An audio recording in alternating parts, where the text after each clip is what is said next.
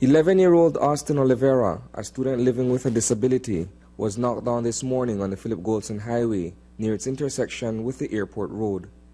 The near-fatal accident reportedly happened shortly after 8 o'clock as he was crossing the highway to catch a bus en route to Belize City. He was on his way to school. Probably I worked last night and I came off this morning.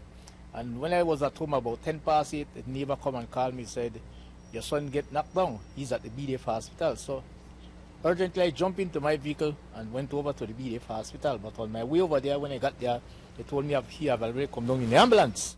Austin, who was in the company of another child, was hit by a minivan traveling in the opposite direction. The sudden impact flung him a distance away, where he remained in a semi-conscious state. Our information received that he is in serious condition. The driver of the vehicle, one Mr. Errol Belize, 62 years, of Belize City, he reported to the police that he was driving on a direction from Ladyville towards Sand Hill direction and reaching in front of Kai's supermarket here in Ladyville. The minor was running across the road where the minor was knocked down. The Stella student received multiple injuries. I understand that, I'm not sure, one or two of his foot, but he suffered severe injury to his feet, and he also received head injuries. He was in a semi-unconscious information.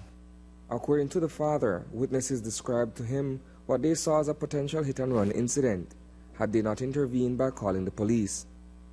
So when I got here, they explaining to me and telling me that the vehicle that hit the child was a van. The guy was from Belize City here, but they did not release the name.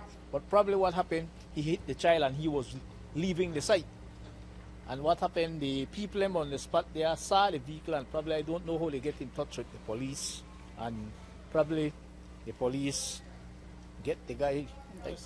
Yeah, they get the guy and they have the guy there. So they don't release no name who the guy were actually done this thing. But according to the information that some guys on B, the cable company, pick up the child and carry him to the hospital because this guy was going.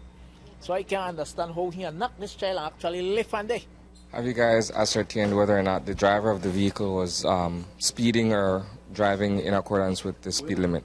We are investigating the matter. We are also looking at that aspect of the investigation, but the matter is under investigation at this time. Meanwhile, the driver of the vehicle, Errol Belize, has been served with a notice of intended prosecution. Reporting for News 5, I am Isani Cayetano.